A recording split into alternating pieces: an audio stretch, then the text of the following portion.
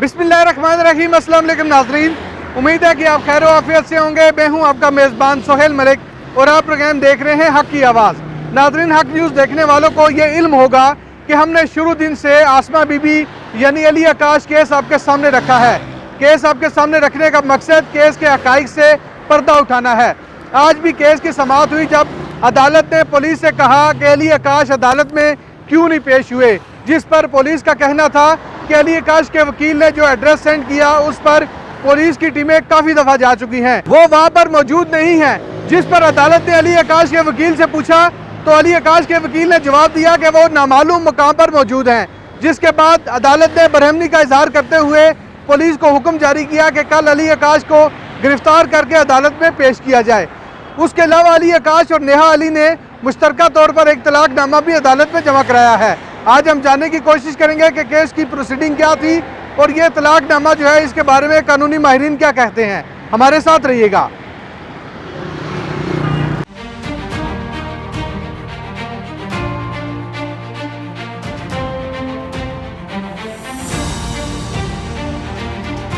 वो बेसिकली आज जो प्रोसीडिंग थी, आज तो उन्होंने पेश होना था, लेकिन उनके जो कौंसल थे वो पेश हुए। उन्होंने कोई व्हाट्सएप किया है डाइवोर्स डीड SHO कंसर्न जो था टेक्सला को उन्होंने की है व्हाट्सएप, और उसके मुताबिक वर्डिंग उसकी ये थी कि म्यूचुअल अंडरस्टैंडिंग से डाइवोर्स हुई है, जबकि निकाह नामे की जो शिक होती है उस पर म्यूचुअल अंडरस्टैंडिंग का कोई वर्ड नहीं होता, उसमें जो औरत को हक दिया ही नहीं जाता। तो पहली बात तो ये जो सो कॉल्ड निकाह नामा इन्होंने व्हाट्सएप किया था SHO टेक्सला को कौंसल ने, उसकी कोई लीगल वैल्यू नहीं है। और दूसरा, चूँकि ये शिया हैं और शिया में थोड़ा सा डिफरेंट होता है, इनमें फतवा होता है, इनमें इनका अपना प्रोसीजर होता है जिसके साथ ये तलाकनामा करते हैं। तो आज कोर्ट में बड़ी अच्छी प्रोसीडिंग हुई। ऑनरेबल हाई कोर्ट ने बड़ा अच्छा ऑर्डर फरमाया है। उन्होंने इनके बेलेबल वारंट इशू किए हैं आसमा बीबी सो कॉल्ड अली आकाश के।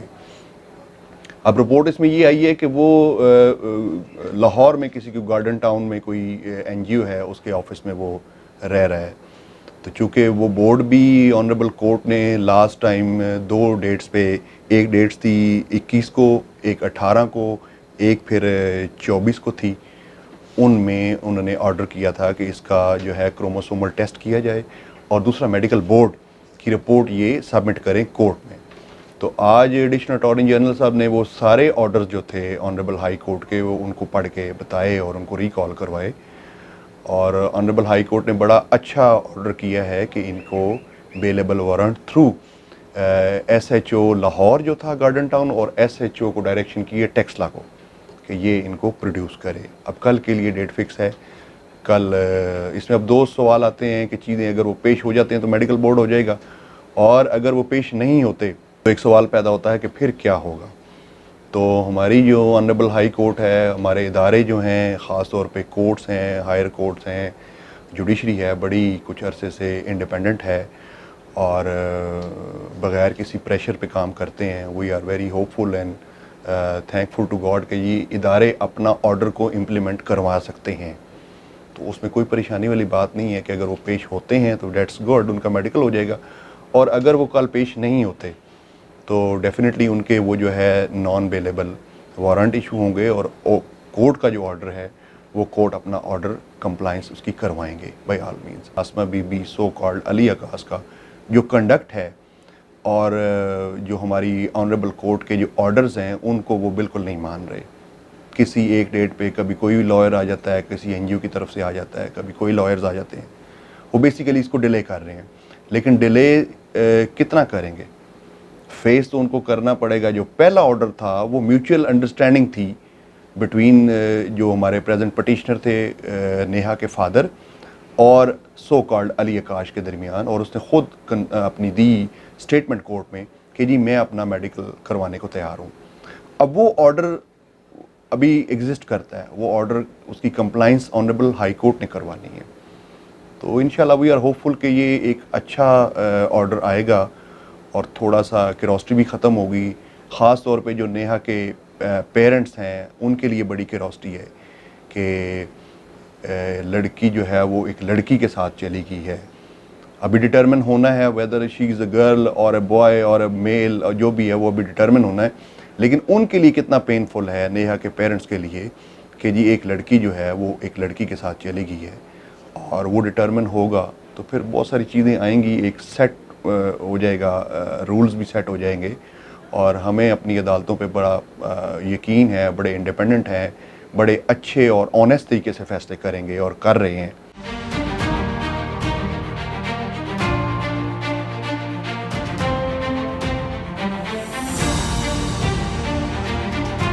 मेडिकल बोर्ड कॉन्स्टिट्यूट हुआ था और बड़ी क्लियर डायरेक्शन और इंस्ट्रक्शंस थी डीपीओ रावलपिंडी को और मुतल्लिका जो रिलेटेड अदारा होता है उसको, हॉस्पिटल को, कि इसका मेडिकल बोर्ड कराएं, जेंडर टेस्ट हो और ताकि कोर्ट किसी हतमी नतीजे पे पहुँचे।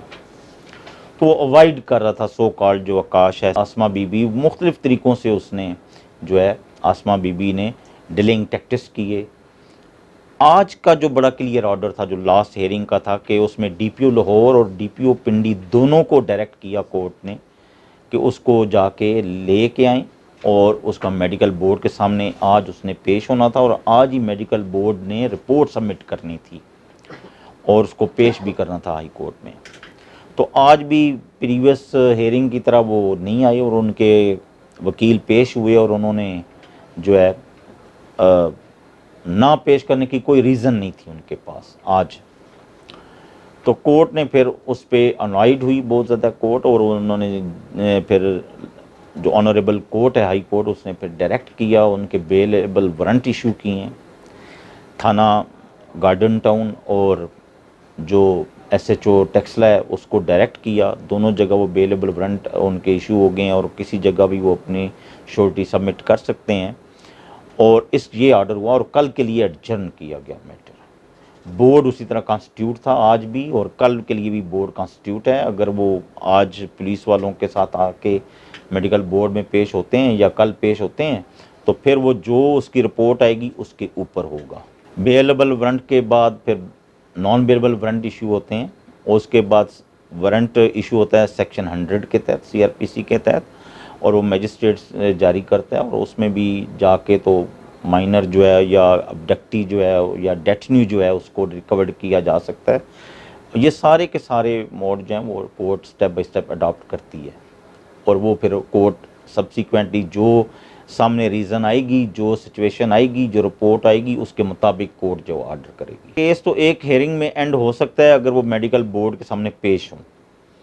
जैसे आज उन्होंने डिलेइंग टैक्टिक्स के लिए एक म्यूचुअल डाइवोर्स जो है सो कॉल्ड डाइवोर्स वो पेश की काउंसिल ने।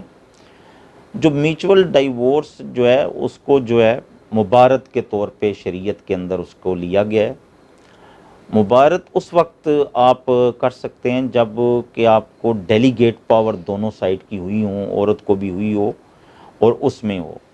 लेकिन क्योंकि जो मेरे क्लाइंट्स हैं ये जो शिया फ़िक़ा से इनका तल्लुक़ है, मुबारत से मुतल्लक़ शिया फ़िक़ा का थोड़ा सा डिफरेंट व्यू है। वो कहते हैं मुबारत के बावजूद, म्यूचुअल कंसेंट के बावजूद, डाइवोर्स के बावजूद जो है तोहफ़ातुल अवाम में जो प्रोसीजर दिया गया है सीगे पढ़ने का वो भी होना ज़रूरी है। उस वक्त तक इम्प्लीमेंटेशन या इफ़ेक्ट नहीं होती डाइवोर्स फ़िक़ा के अंदर, शिया फ़िक़ा के अंदर, जब तक सीगे ना पढ़े जाएं। जैसे निकाह में सीगे पढ़े जाते हैं उनके, वैसे ही डाइवोर्स में भी सीगे पढ़े जाते हैं। वो एक फॉर्म है जो तोहफ़ातुल अवाम के अंदर मेंशन है, वो उसके ऊपर।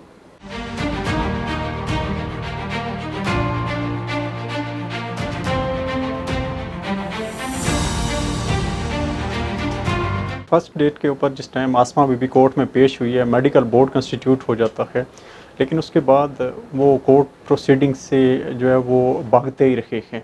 कोर्ट के साथ उन्होंने जो है वो बेसिकली हाइड एंड प्ले वाली गेम के मुताबिक वो चले हैं। उन्होंने कोर्ट्स ऑर्डर की, हालांकि वो म्यूचुअल अंडरस्टैंडिंग के साथ मेडिकल बोर्ड कंस्टिट्यूट हुआ था। म्यूचुअल अंडरस्टैंडिंग होने के बावजूद वो मेडिकल बोर्ड में फ़र्स्ट टाइम भी अपीयर नहीं हुए।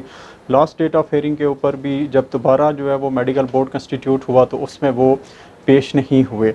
तो उस चीज़ से तो हमें बड़ा क्लियरली था कि आज भी उन्होंने कोर्ट में पेश नहीं होना, और वही हुआ, कोर्ट में वो पेश नहीं हुए। और इसी चीज़ के ऊपर आज bailable warrant of arrest issue हो गए हैं और एसएचओ गार्डन टाउन लाहौर और एसएचओ टेक्सला को जो है वो डायरेक्शन दी गई है और फिर यह है कि उन्हीं के पास उसने अपने जो छोटी बॉन्ड हैं वो सबमिट करवाने हैं और कल की डेट है कि कल इसको जो है वो कोर्ट में प्रोड्यूस किया जाए।